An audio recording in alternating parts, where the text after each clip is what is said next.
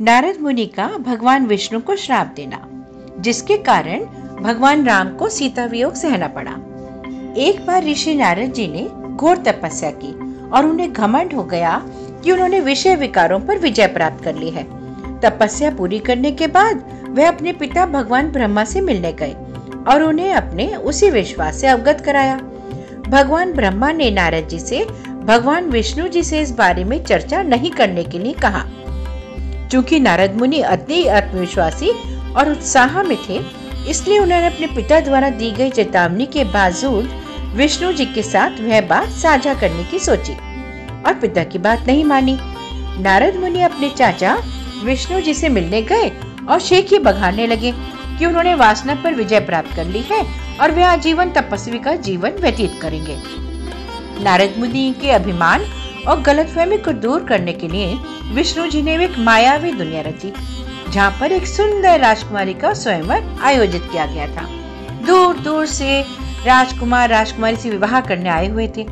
ऐसा भव्य उत्सव और तैयारियों को देखकर नारद मुनि ने भी राजकुमारी से विवाह करने के लिए सोचा। भगवान विष्णु का रूप मनमोहक है, यह सोचकर नारद जी ने विष्णु जी को याद किया और उनसे उनका हरि रूप उन्हें प्रदान करने के लिए इच्छा जाहिर की। संस्कृत में हरि का अर्थ होता है बंदर। भगवान विष्णु ने चतुराई से तथास्तु कहकर सहमति दी और नारद जी का चेहरा वानर की तरह परिवर्तित हो गया, जिसे नारद जी को नहीं पता था। स्वयंवर का समय आया, राजकुमारी ने शाही दरबार में प्रवेश किया। तब नारद जी भी कतार में खड़े थे और राजकुमारी की प्रतीक्षा कर रहे थे कि वह उन्हें माला पहनाए। वह पास आई और नारद को देखकर भी अनदेखा करके आगे की ओर चली गई। नारद मुनि चौंक गए कि राजकुमारी ने उनकी उपेक्षा क्यों की। दूसरा मौका देते हुए नारद मुनि एक और पंक्ति में आगे लग गए, जहाँ राजकुमारी को अगले पल पहुंचना था, पर राजकुमारी ने नारद जी को वहां भी नजरअंदाज कर दिया। तब उनके पास खड़े किसी व्यक्ति ने नारद जी के बंदर रूप का मजाक उड़ाया, जिससे नारद मुनि नाराज हो गए।